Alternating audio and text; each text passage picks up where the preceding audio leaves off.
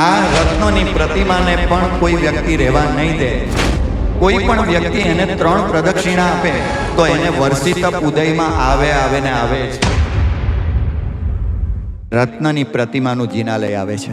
આજથી કેટલાક વખત પહેલા ત્યાં સાચા રત્નની પ્રતિમા હતી. ઇન્દ્ર મહારાજાએ આચાર્ય ભગવાનને વિનંતી કરી કે હું મારા જ્ઞાનમાં જોઈ રહ્યો છું કે કાળ એટલો બધો પડતો આવી રહ્યો છે કે આ રત્નોની પ્રતિમાને પણ કોઈ વ્યક્તિ રહેવા નહીં દે.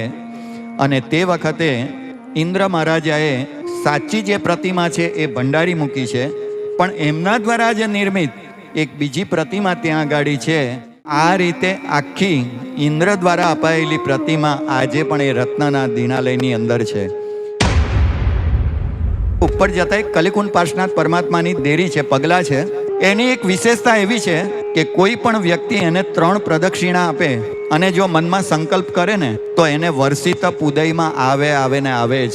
હું આ વાતને તે વખતે મને એમ કે એવું હશે બિયાસના જેવો તપ પણ મેં નથી કર્યો. અને જ્યાં ગાડી ગયા પછી મેં ત્યાં 3 પ્રદક્ષિણા આપી અને પરમાત્માને વિનંતી કરી કે આ ભવમાં જો ઉદયમાં આવે તો સારું, પણ નહીતર ભગવાન આવતા ભવની અંદર તો મને એવી શક્તિ અને સત્વ આપજે કે તારા આરાધેલા, તારા બતાવેલા આ બાહ્ય તપ મનું કંઈક આરાધના કરી શકું. 40 વર્ષથી બેસણું નહોતું કરી શકતો હું, અને અચાનક સાનુકૂળ સંયોગો સર્જાયા. ગયા વર્ષે મારો વર્ષી તપ આખો પૂર્ણ થયો. સબજી બોલાવે છે, એના સપના આવે છે, જે એના થઈ જાવે છે એના એ થઈ જાવે છે. સબજી બોલાવે છે, એના સપના આવે છે.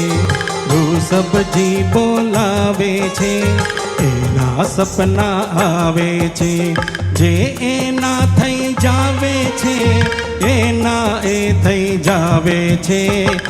સબજી બોલાવે છે, એના સપના આવે છે. સબજી બોલાવે છે, એના સપના આવે છે. એક તાળી બાબા.